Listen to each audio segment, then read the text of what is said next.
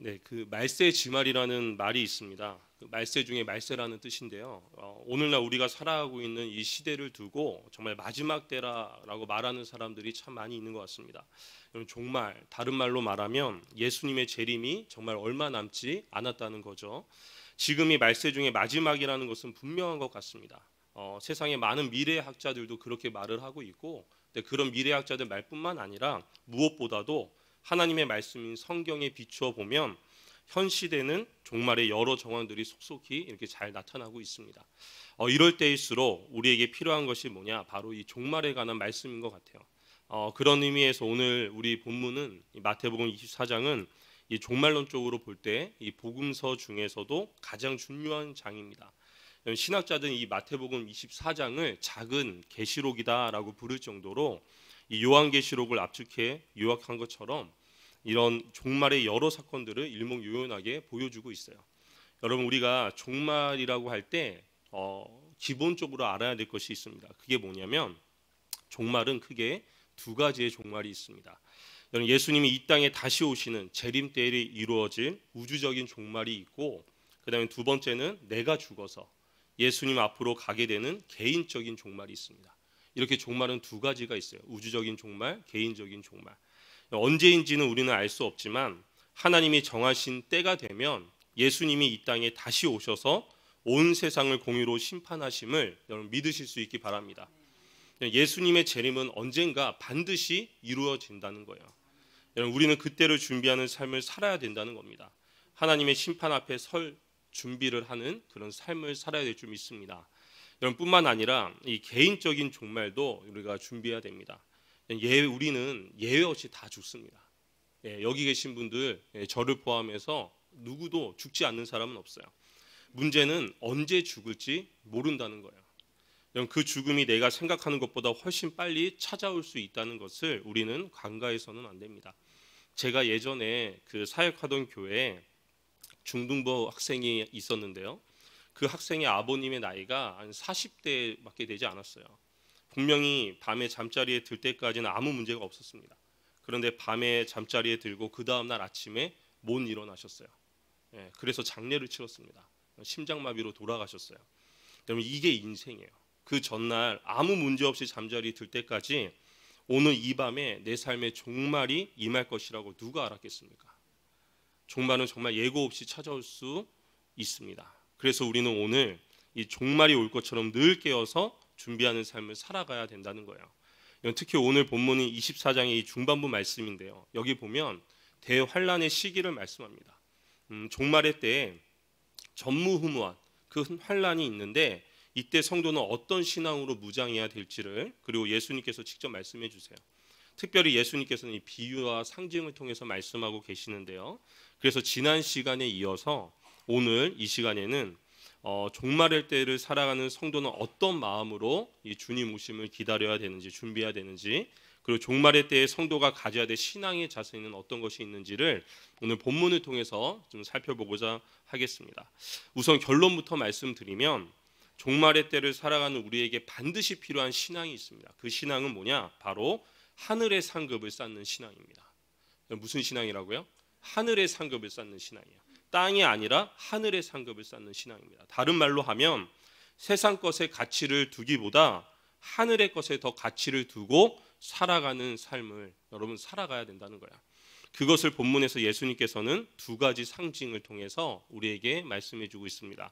첫 번째는 지붕 위에 있는 사람은 집 안에 있는 물건을 가지러 내려가지 말라라고 말씀하세요. 오늘 본문 17절 한번 다시 한번 보겠습니다. 우리 17절 한번 보겠습니다. 같이 한번 읽겠습니다. 지붕 위에 있는 사람은 집 안에 있는 물건을 가지러 내려가지 말며. 아멘. 우리는 지금 종말의 신앙에 대해서 살펴보고 있어요.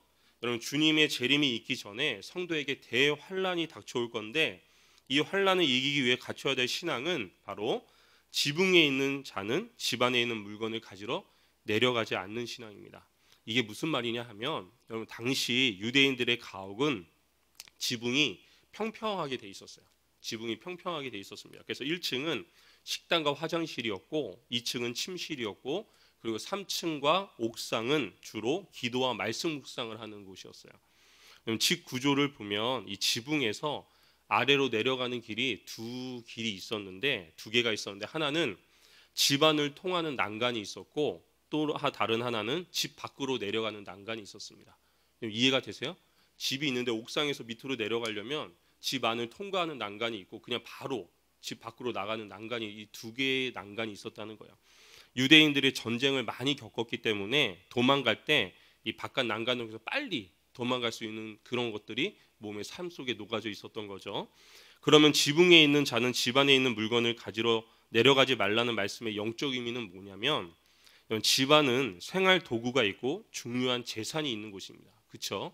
예, 집안은 재산이 있는 곳이에요. 하지만 적군이 쳐들어오면 그것들을 버려두고 당장 도망가야 된다는 거예요. 마찬가지로 주님의 재림이 임박한 종말의 때를 살아가는 성도는 먹고 마시고 육신의 안락과 그것을 즐기는 세상살에 매여서는 안 된다는 말씀입니다. 유명한 성경 주석가인 바클레이는 이 부분을 이렇게 해석하고 있어요. 그리스도냐 세상이냐, 이 선택을 요구하고 있는 대목이 오늘 이 본문이다라고 해석하고 있어요. 그리스도냐 세상이냐. 즉 지붕에 있는 자는 집안에 있는 물건을 가지러 내려가지 않는 신앙은 한마디로 말해서 세상에 대한 미련을 버리고 경건에 힘쓰는 신앙을 말한다는 거예요. 세상에 대한 미련을 버리고 오직 경건에 힘쓰는 신앙, 그 신앙을 가져야 된다는 거예요. 종말의 때를 살아가는 우리들이. 여러분, 이것은 육신의 삶은 전혀 생각하지 말고 무관심하라는 것이 아니에요. 오히려 우리는 주님의 재림이 가까울수록 더욱더 세상에서 우리가 맡은 일을 충실히 해나가야 될 줄 믿습니다. 아멘 하시죠? 다만 말세를 사는 성도는 언제든지 세상보다 더 귀한 것을 선택할 수 있는 철저한 믿음을 가지고 있어야 되는 거예요. 정말 중요한 때에 세상 것이 아니라 하늘의 것을 택할 수 있는 그런 신앙이 필요하다는 겁니다. 여러분, 예수님께서 또 한 가지 더 상징적으로 말씀하신 것이 뭐냐면, 밭에 있는 사람은 겉옷을 가지러 뒤로 돌이키지 말라라고 말씀하세요. 18절 말씀인데요. 우리 18절도 한번 같이 한번 읽겠습니다. 시작. 밭에 있는 사람은 겉옷을 가지러 뒤로 돌이키지 말지어다. 아멘. 당시 유대인들의 이 경작지는 성 밖에 조금 떨어져 있었다고 합니다. 그래서 일터에 갈 때는 겉옷을 집안에 두고 가벼운 옷차림으로 갔다고 해요. 이 유대인들에게 겉옷은 여러분 매우 중요합니다. 여러분도 많이 들으셨을 거예요. 성경 곳곳에 보면은 이 겉옷이라는 단어가 많이 등장하는데, 이 겉옷은 유대인들에게는 참 중요한 거였어요. 여행 시에는 단순히 옷이 아니라 침구 역할을 했습니다. 이불 역할도 하고 텐트 역할도 했다는 거예요. 그러니까 유대인들에게 있어 겉옷은 단순히 외투가 아니라 생존하는데 정말로 중요한 도구였어요. 그런데 예수님께서는 밭에 일하던 너희가 종말의 때에 겉옷을 가지러 뒤로 돌이키지 말라라고 말씀하세요. 옷을 가지러 가는 일은 필수적이고 중요한 일인데 그보다 더 급한 일이 있으므로 돌이키지 말라는 거예요. 가지 말라는 거예요. 다시 말하면 주님은 본문을 통해서 믿음의 우선순위가 뭔지를 결정해 주고 있는 겁니다. 마지막 시대에 아무리 귀한 세상 것이 있다 하더라도 그것을 가지러 가지 말라는 겁니다. 그것 때문에 믿음을 팔지 말라는 거예요. 그것 때문에 예배를, 신앙을 빼앗기지 말라는 겁니다. 나의 겉옷 때문에 전도하는 일에 방해받아서는 안 되고, 하나님을 만나는 일도 내 겉옷 때문에 방해받아서는 안 된다. 그러므로 돌이키지 마라 라고 말씀하는 거예요. 칼빈은 이 부분을 이렇게 해석합니다. 지상 천국 연락에 푹 빠지지 말라는 것이다. 여러분, 지상 천국 잔치를 즐기는데, 즉 세상의 즐거움에 푹 빠지지 말라는 거예요. 그렇습니다. 여러분, 지금 칼빈 시대나 아니면 지금 이 신약 성경이 써졌을 시대도 몇백 년 전에도 세상에도 좋은 것들이 많이 있었어요. 여러분, 솔직히 말해서 우리가 살고 있는 지금은 훨씬 더 편하고 훨씬 더 재미있는 것들이 너무 많아진 세상 아닙니까? 그렇죠? 스마트폰 하나만 있더라도 하루 종일 재미있는 거 하면서 놀 수 있어요. 그런 시대에 살고 있어요.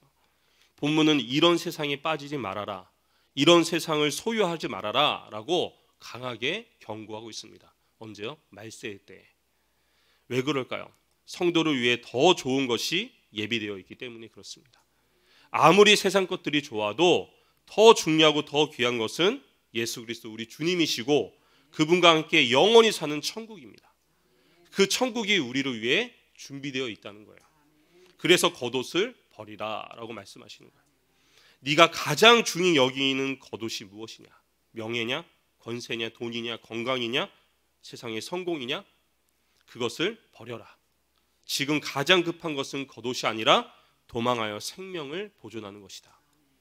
여러분, 겉옷을 가지러 뒤로 돌이키지 말라는 것은 세상의 것을 중시하던 가치관을 바꾸라는 거예요. 세상의 명예나 권력, 세상의 그런 모든 즐거움이나 사업에 매이지 말라는 겁니다. 사랑하는 성도 여러분, 지금 예수님께서 지붕 위에 있는 사람, 밭에 있는 사람, 여러 가지 비유를 통해서 말씀하시는 것 같지만 사실 전하시고자 하는 메시지는 딱 한 가지입니다. 종말의 때가 다가올수록 세상이 아닌 하늘의 가치를 두고 살아가라는 거예요. 세상이 아닌 어디예요? 하늘의 가치를 두고. 세상의 것보다 하늘의 상급을 쌓는데 더 힘쓰라는 거예요. 아멘 하세요? 사실 제가 지금 말씀드리는 것 모르는 분들 여기 한 분도 안 계실 거예요. 이렇게 수요 예배까지 나오시는 분들이라면 이미 다 알고 계세요. 세상 것은 영원하지 않다는 거, 썩어 없어질 거라는 거. 하늘에 쌓이는 것만 영원하다는 것을, 그래서 우리는 하늘에 소망을 두고 하늘의 상급을 쌓아가야 된다. 이 사실을, 이 진리를 모르시는 분은 아마 아무도 안 계실 거예요. 다 알고 계시죠? 다 알고 계시죠? 그런데 왜 여러분 세상을 살아가면서 이 하나님의 말씀, 이 주님의 뜻대로 사는 것이 잘 안 될까요? 왜 잘 안 될까요? 이게 중요한 것 같아요. 왜 안 될까요? 그 이유에 대해서 한번 잠깐 한 2가지 정도만 살펴보고 말씀을 마치도록 하겠습니다. 첫 번째는 내 모든 것이 이 땅에 있다고 생각하기 때문에 그렇습니다. 내 모든 것이 이 땅에 있다고 생각하기 때문에 우리가 이 말씀대로 살기가 힘든 거예요. 아브라함의 조카였던 롯 아시죠? 예, 롯이라는 사람이 있었어요.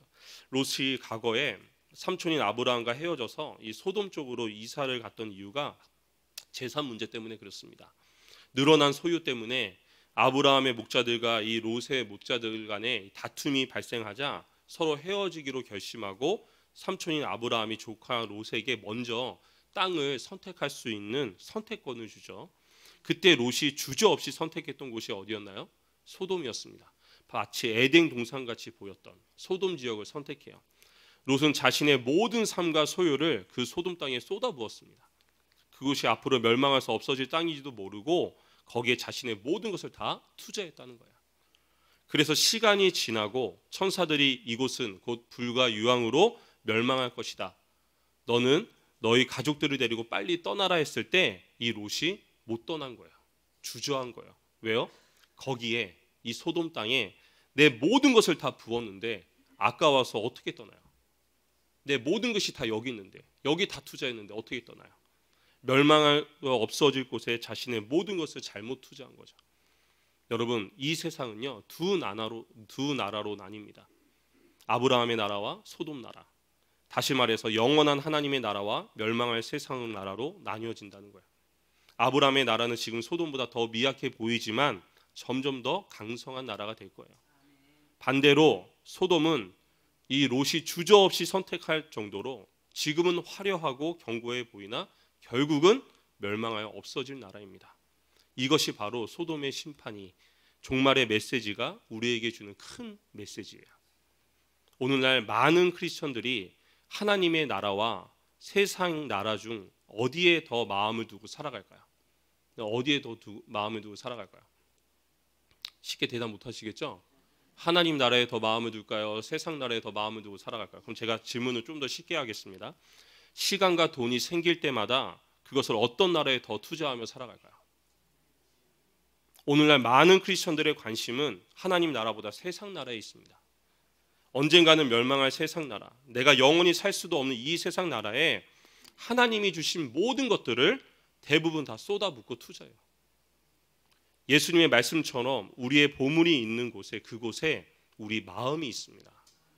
우리 보물이 있는 그곳에 우리 마음이 있어요. 세상 나라에 내 모든 것을 투자하며 살아가기에 우리는 예수님을 믿기는 하지만 사실상 마음으로는 세상을 더 사랑하고 있고, 그 세상의 것들 때문에 내 신앙이 이 이상 성장하지 못하고 있는 것을 알면서도 그 세상의 것들을 떠나기를 지체한다는 거예요. 여기 내 모든 게 다 있기 때문에. 이런 가정을 한번 해보겠습니다. 만약에 이 개포동 지역이 10년 후에 철거 대상 지역으로 선정됐다고 한번 가정을 해볼게요. 그런 일이 일어나면 안 되겠지만 가정을 해보겠습니다. 10년 후에 철거 대상 지역으로 선정이 됐어요. 국가의 어떤 정책에 의해서 10년 후에 개포동에 있는 모든 건물들은 다 허물고 이곳을 출입 금지 구역으로 국가가 제정했다면, 그 결과가 발표됐다면 그때부터 누가 여러분 개포동에 땅을 사고 아파트를 사겠습니까? 제가 이런 표현에 죄송합니다. 어떤 미친 사람이 10년 뒤에 철거 대상 지역에 건물을 짓겠어요? 여러분 그렇지 않으세요? 누가 여기다 건물을 짓고 아파트를 사고 땅을 사겠습니까? 그런데 우리는 그렇게 살아가고 있어요. 예수님은 이 세상 나라가 없어질 나라이기에 영원한 나라에 투자하며 살아가라고 우리들에게 분명하게 말씀하셨음에도 불구하고 우리는 그 말씀을 무시하고 롯처럼 멸망하여 없어질 이 땅, 이 나라에 하나님이 주신 모든 것을 다 쏟아부으며 살아갑니다. 마태복음 6장 19절 20절 말씀에 예수님이 분명히 말씀하셨어요. 한번 준비되면 한번 보여주실래요? 마태복음 6장 19절 20절 말씀인데 없으면 제가 한번 읽어드릴게요. 잘 들어보세요. 너희를 위하여 보물을 땅에 쌓아두지 말라. 거기는 좀과 동록이 해하며 도둑이 구멍을 뚫고 도둑질하느니라. 오직 너희를 위하여 보물을 같이 한번 다시 읽을까요? 오직 너희를 위하여 보물을 하늘에 쌓아두라. 거기는 좀이나 동록이 해하지 못하며 도둑이 구멍을 뚫지도 못하고 도둑질도 못하니라. 아멘. 예수님이 우리에게 분명히 투자처를 말씀하셨어요. 너희를 위하여 보물을 어디에 쌓아두라고요? 어디에? 하늘에. 분명히 지금 말씀하세요. 우리의 확실한 투자처가 어디라고요? 하늘이라고. 이 땅에 쌓아둬봐야 결국 이 땅은 소돔처럼 없어지고 멸망한 나라이기에 너희들이 정말 효과적으로 생산적인 투자를 하기 원한다면 저 하늘에 투자하라 라는 거예요. 내가 너희에게 준 모든 것을 가지고 하늘의 상급을 쌓아가라는 겁니다. 이게 예수님의 말씀이에요. 사랑하는 성도 여러분, 영원한 하나님 나라에 투자하십시오.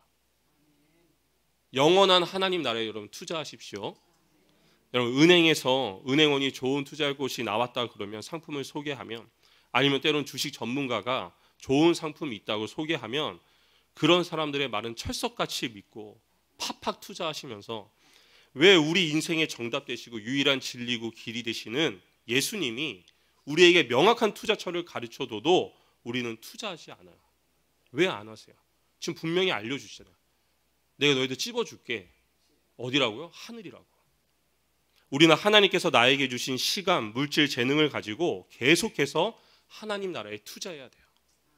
그래서 하나님께서 오늘이라도 이 땅의 삶을 마치고 나에게 오라 하시면, 우리를 부르시면 조금의 망설임과 지체 없이 이 땅을 떠날 준비가 돼 있어야 된다는 겁니다. 그게 종말을 살아가는 성도들의 자세예요. 여러분 이미 다 알고 있는 말씀이지만 안다고 해서 그렇게 산다는 보장은 없습니다. 여러분 안다고 다 그렇게 사는 보장 없어요. 머릿속으로 아는 것과 내 삶의 실천을 사는 것은 또 다른 문제입니다. 저는 여러분들에게 부탁합니다. 그리고 말씀을 저는 제가 저에게도 부탁합니다. 우리는 내 자녀들에게, 후손들에게 영원한 것에 투자하는 모습을 보여줘야 될 의무가 있습니다. 그것이 바로 산신앙교육이에요. 입술로만 예수님 잘 믿어라, 성경 말씀이 진리다라고 가르칠 것이 아니라, 자녀는 부모의 잔소리를 통해 배우는 것이 아니라 어깨 너머로 사는 모습을 통해 배웁니다. 여러분이 하나님 말씀이 진리라는 걸 진짜 믿는다면, 그리고 오늘 예수님의 말씀에 정말 아멘 하신다면 자녀들에게 영원한 것에 투자하는 모습을 보여주세요. 정말 보여주시기 바랍니다. 그리고 영원한 것을 물려주셔야 돼요. 그 영원한 것은 바로 믿음입니다. 자녀에게 물려줘야 될 유산은 믿음이에요. 믿음을 물려주셔야 돼요. 만약 여러분들이 투자를 많이 해서 그 투자한 것이 가치가 올라서 나는 제대로 써보지 못하고 그 재산들을 자녀들에게 물려줘 봐야 여러분 많은 재산은 자녀들에게 분열과 싸움밖에 남지 않습니다. 제가 이제까지 살아오면서 재산을 부모로부터 많이 물려받은 형제들 치고 화목하게 우애 있게 지내는 가정을 저는 한가 정도 보지 못했습니다. 저는 못 봤어요. 여러분이 많은 재산을 물려줘 봐야 자녀들은 싸움밖에 하지 않습니다. 그러나 여러분들이 믿음을 유산으로 물려주면 그 자녀들은 부모에게 효도하고 형제들끼리 우애하고 그들도 영원한 것에 투자하는 인생을 살아가는 겁니다. 저는 바라기는 정말 요즘 사람들이 투자에 관심이 많아서 거기에 대한 책도 사보고 정보를 모으고 유튜브를 통해서 끊임없이 공부를 하는데 제발 부탁합니다. 그것만 관심 갖지 마시고 거기서 좀 더 지혜롭게 믿음의 눈을 들어서 가장 확실한 투자처를 알려주고 있는 하나님의 말씀에 주목하시길 바라요. 유튜브 보시면서 주식 공부만 하지 마시고 정말 말씀 보시면서 여러분들이 정말 말씀을 더 알려고 좀 사모하셨으면 좋겠습니다.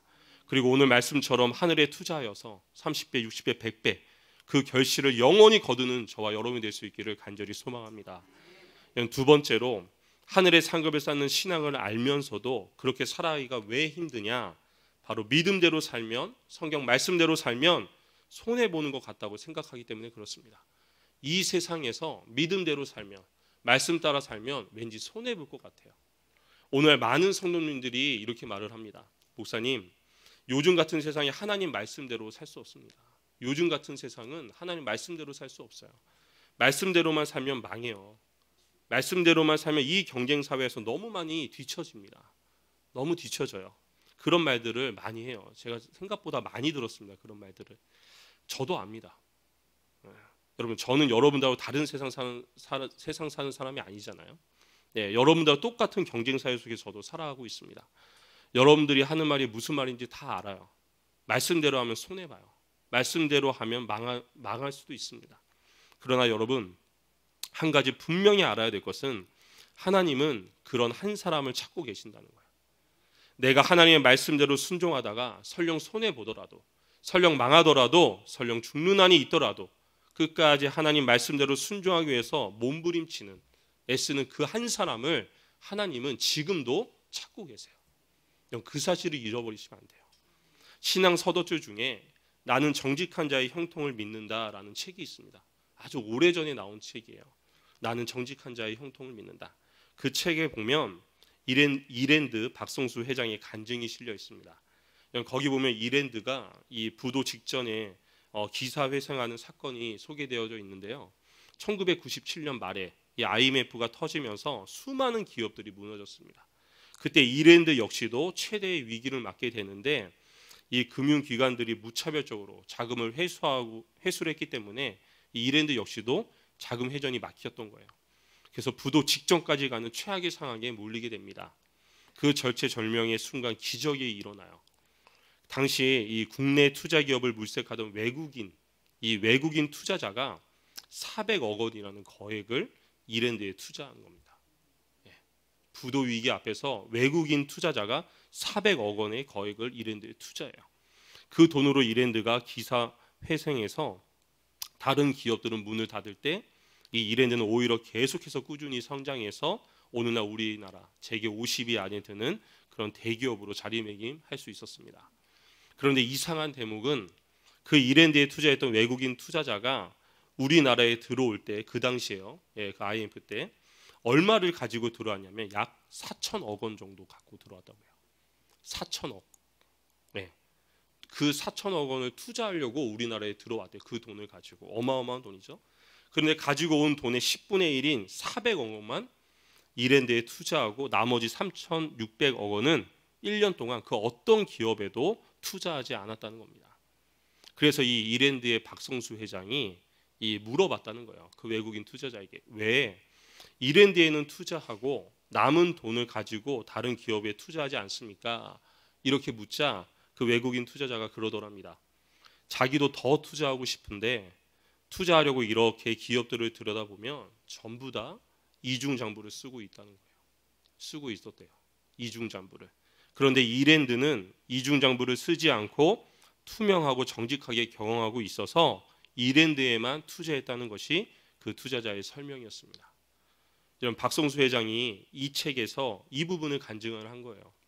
평소에 이중장부를 쓰지 않고 정직하게 경영하면 당연히 탈세를 하지 못하게 되고 정직하게 세금을 다 내야 되니까 왠지 자기만 손해보는 것 같지만 하나님은 하나님의 말씀을 지키는 정직한 자를 절대 손해보지 않게 하시더라는 거예요.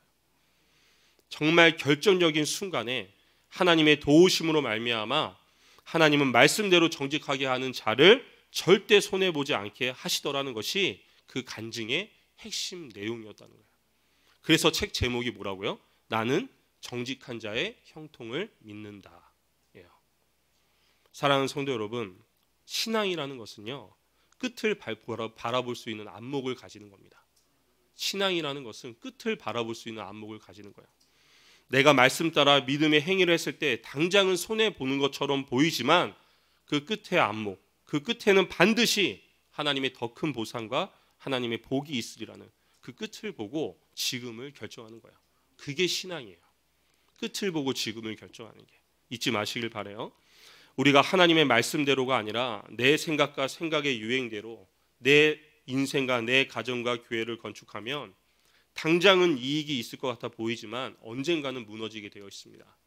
그러나 하나님의 말씀대로 인생을 건축하면 당장은 손해보는 것 같고 시대의 흐름에 뒤처져 보이는 것 같지만 그의 삶은 하나님께서 붙잡고 계시기 때문에 지켜주시기에 절대로 무너지지 않습니다.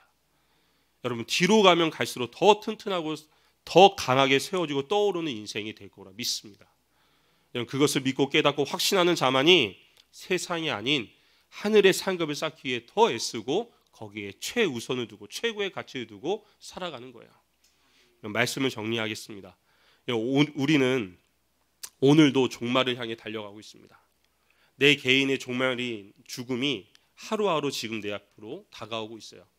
예수님의 재림하실 때 이루어질 온 우주의 종말도 조금씩 우리 앞으로 다가오고 있습니다.